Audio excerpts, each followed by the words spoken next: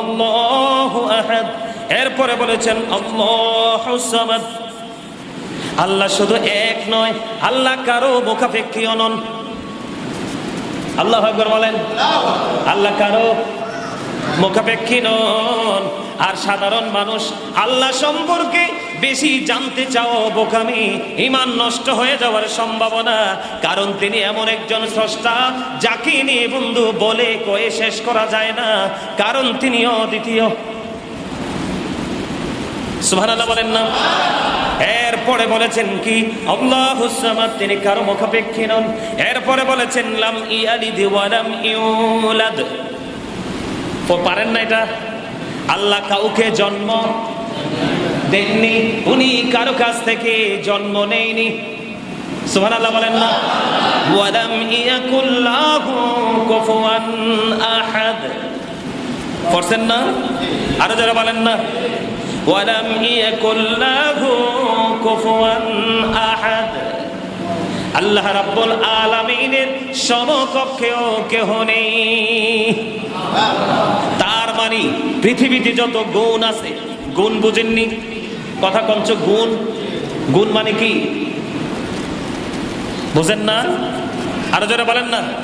কই না যে একটা মানুষের অনেক গুণ আছে, তার অনেক বৈশিষ্ট্য আছে, আছে না নাই? আরো যারা বলেন না। আসেনি? পৃথিবীতে যত গুণ আছে, পৃথিবীতে যত বৈশিষ্ট্য আছে, পৃথিবীতে যত সৌন্দর্য আছে, সব কিছুর চাইতে শিরক মুক্ত হলো আপনার আমার রব। এই বিশ্বাস আপনার আমার মধ্যে রাখতে হবে। ইমানদাররা কি বলে জানেননি? যারা ইমান মজবুত ইমানদার, টেকসই ইমানদার, তারা যখন পৃথিবীতে সুন্দর কোনো কিছু দেখে, তারা তখনই বলে ওঠে, আল্লাহ গো, তোমার সৃষ্টি এত সুন্দর, না জানি তুমি স্রষ্টা আরো কত সুন্দর। ঠিক কিনা বলেন? আরো যারা বলেন না। আমি একটা সঙ্গীত লিখেছিলাম, মনে পড়ছে, গাইবে একটু?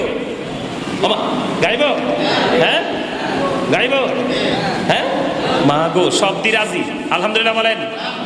এই তো যে সুন্দর এই পৃথিবী, স্রষ্টা করেছে সৃজন।